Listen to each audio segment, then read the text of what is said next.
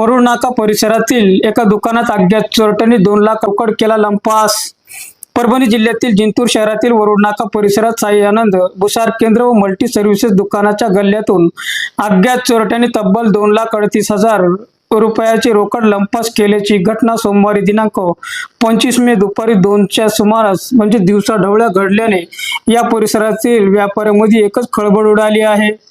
याबाबत मिळालेल्या माहितीनुसार सचिन शिवाजीराव डोंबे यांचे वरुड नरसी रस्त्यावर साई आनंद भुसार केंद्र व मल्टी सर्व्हिसेसची दुकान आहे। सोमवारी दुपारी सुमारे 2 वाजण्याच्या दरम्यान ते काही वेळेसाठी लघुशंकेसाठी दुकानाबाहेर गेले होते। त्यावेळेस त्यांनी दुकानातील गल्ल्याला कुलूप लावले होते। दरम्यान दुकानात बसलेल्या एका अनोळखी इसमाने संधी साधून गल्ल्याचे कुलूप तोडले व त्यातील नगदी 2,38,000 रुपये घेऊन पसार झाला। डोंबे हे दुकानात परत आल्यानंतर त्यांना गल्ला तुटलेल्या अवस्थेत दिसला। त्यानंतर त्यांनी परिसरात संशयित इसमाचा शोधाशोध घेतला, मात्र तो आढळून आला नाही।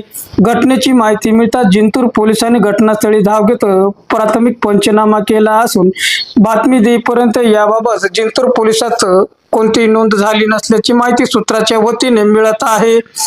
जिंतूर सहार न्यूज चॅनलची बातमी आवडल्यास लाईक करा, शेअर करा, कमेंट्स करा, सबस्क्राईब करा।